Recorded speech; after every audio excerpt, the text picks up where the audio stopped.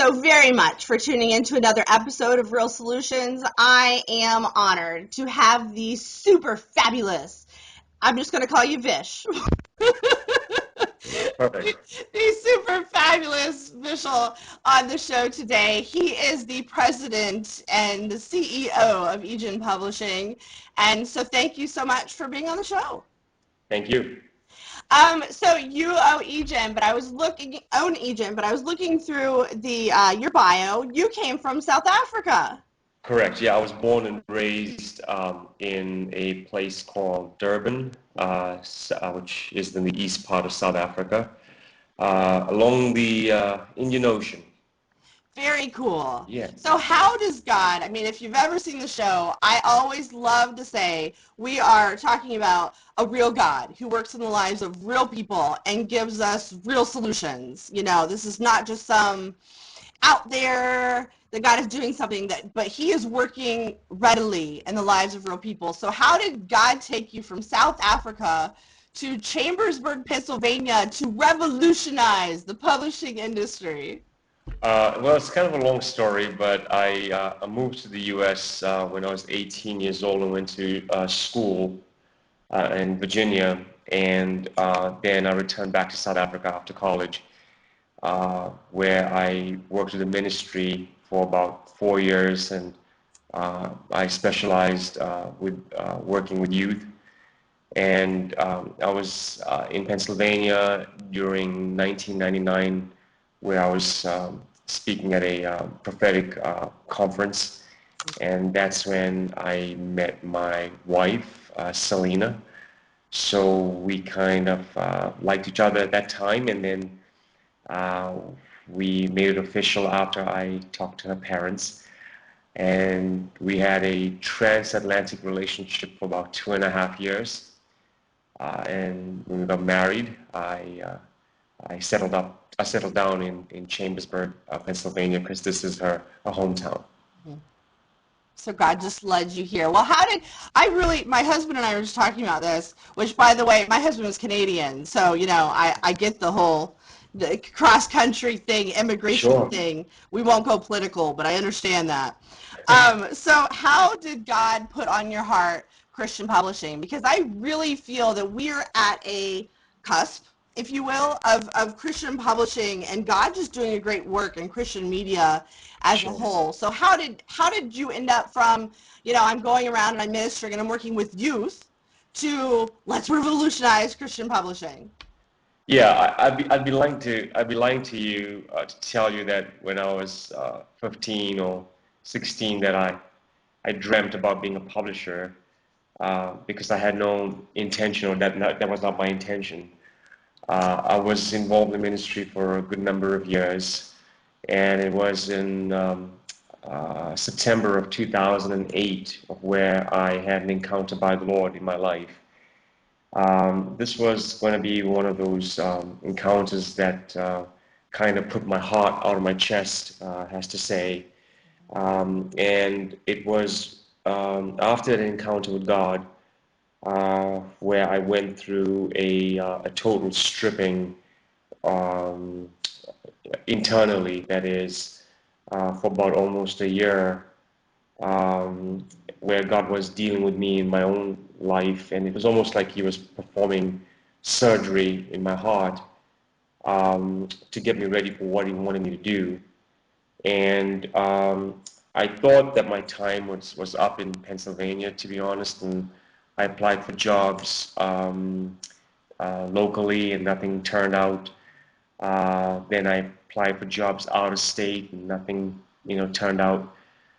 Then I applied for jobs internationally, and nothing happened. So I just figured, man, I'm just of no value to the world because no one's taking me on. So it was just not going to work.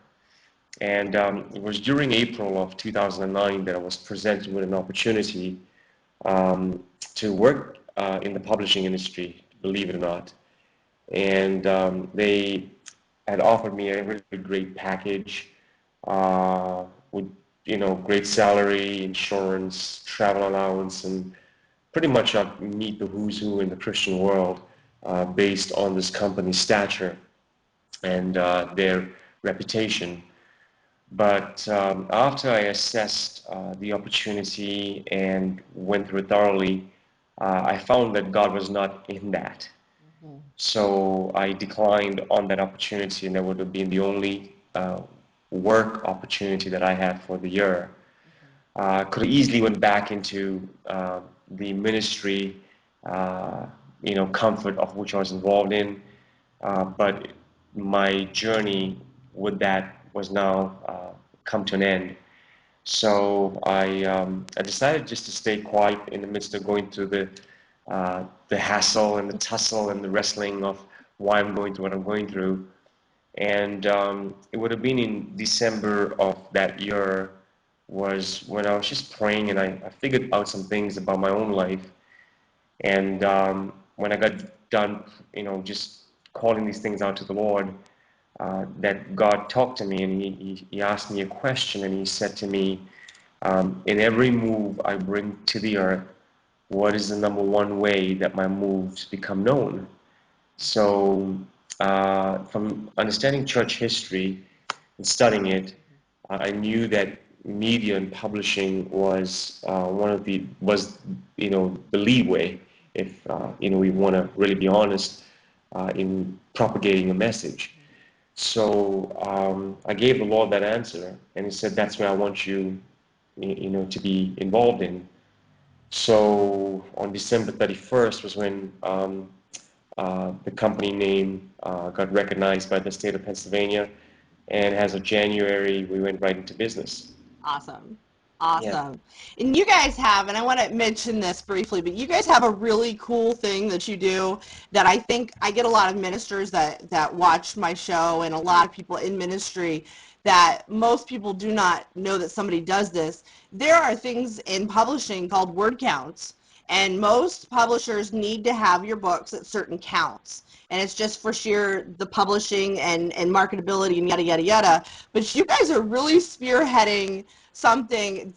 Could you talk about Micro 65 real quick? Yeah, Micro 65 is basically this. Um, there are more average readers in the world than there are scholarly and hobby readers.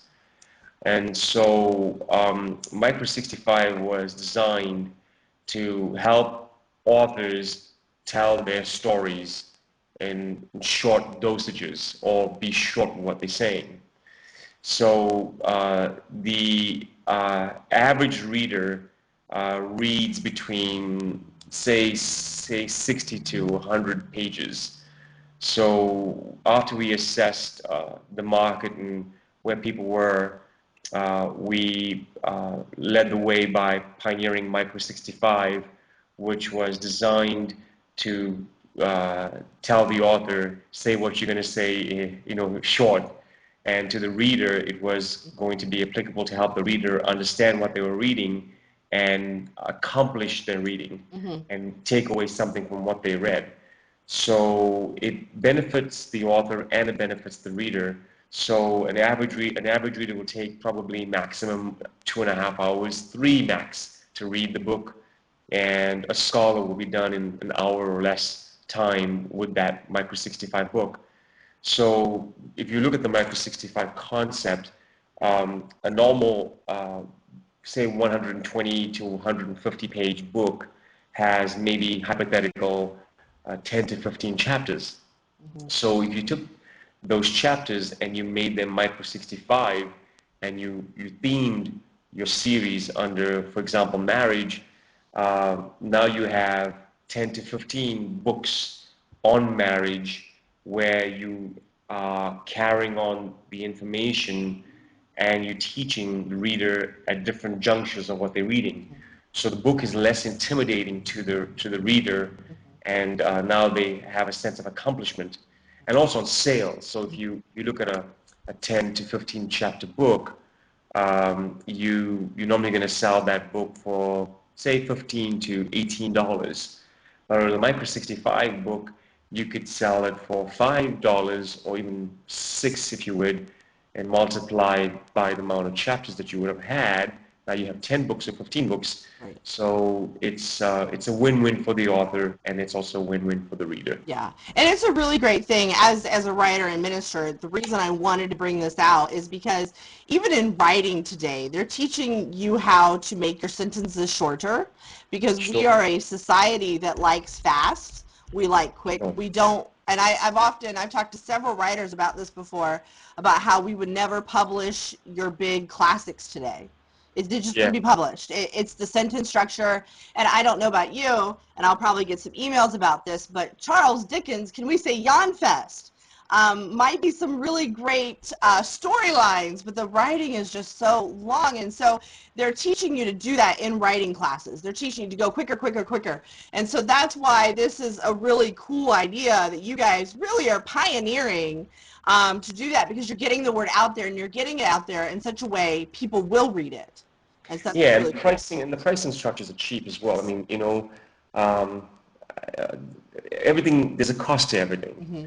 And so with this year, after measuring pricing structures in what the industry normally has, it's like it's a no-brainer when you're paying under $2,500 for a book complete with edit and distribution and ebook conversion and all that kind of stuff. So there's just multiple things that you're getting from it, and it's easy to carry. It's lightweight.